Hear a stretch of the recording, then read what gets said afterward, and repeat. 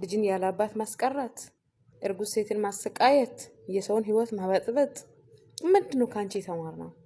ወይስ የወንድ ልጅን ቤት እየገዙ ቤት እየቀየሩ እቃ እየቀየሩ በብር ማማለል ምንድነው ካንቺ የተማርነው? ንገሪን እስቲ በእናትሽ አስረጅኝ እንፈልጋለን። ከአንቺ ተማረሽ ሩቲ። ኧረ ከአንቺ ምንም ነገር ባትወስድ ነው የሚሻለው።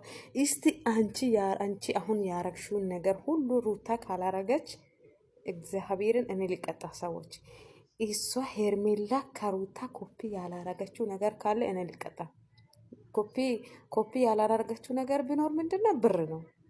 ሩትዬ ምንም በሌለበት ሰዓት መጥታ ነው ስኬታማ ያረገችው አብርሃምን ማለት ነው።